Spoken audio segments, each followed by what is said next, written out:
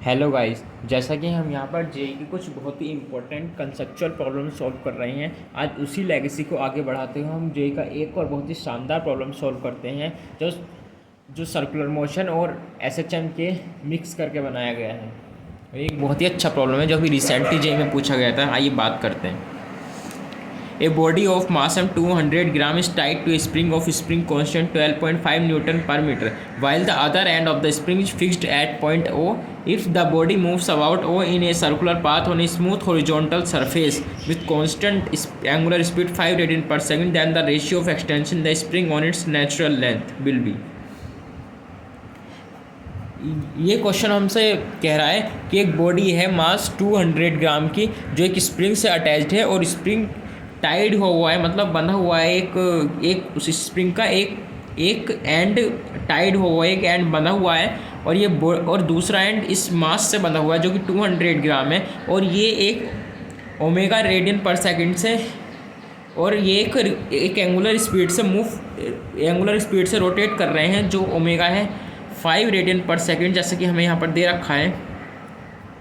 और इस spring constant है 12.5 न्यूटन पर मीटर और ये बॉडी मूव कर रही है एक सर्कुलर पाथ में और एक स्मूथ हॉरिजॉन्टल सरफेस पर मूव कर रही है। तो यहाँ फ्रिक्शन का कोई रोल नहीं है।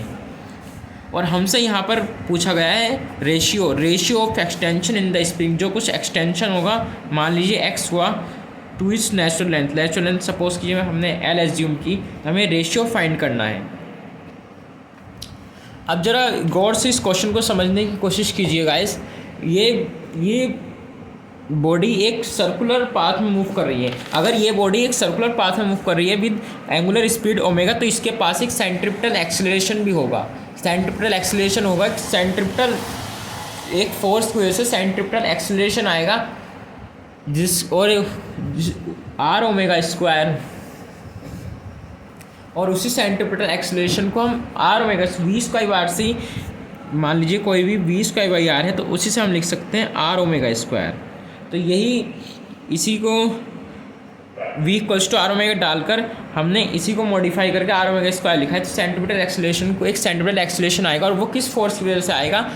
वो जो फोर्स होगा वो स्प्रिंग का अपना फोर्स होगा। स्प्रिंग थोड़ा एक्सटेंड किया होगा, जब हमने उसको रोटेट किया तो स्प्रिंग कुछ एक्सटेंड किया होगा, कुछ एल प्लस, अगर इसकी एल नेचुरल लेंथ है तो एक्स एक्सटेंड किया होगा, तब जाकर इस स्प्रिंग में एक फोर्स क्रिएट होगा जो इसमें सेंट्रिपिटल एक्सेलरेशन है। अब ना ये सॉल्व करते हैं। और वो फोर्स हम कैसे लिखते हैं? स्प्रिंग फोर्स हम लिखते हैं के एक्स। स्प्रिंग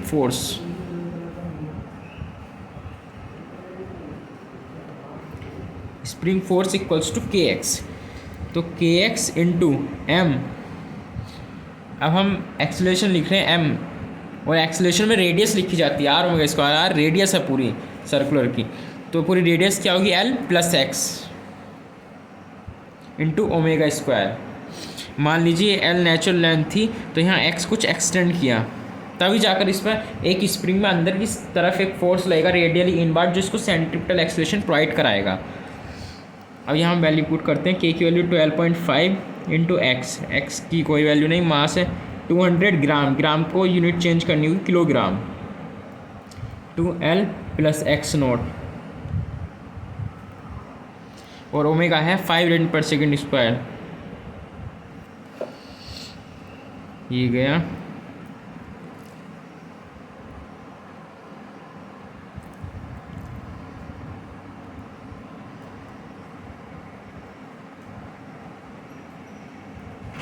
पॉइंट उड़ाया, 10 से 10 गया, 25 पंजे 125, 5/2 L अपॉन एक्स नोट, और इधर 1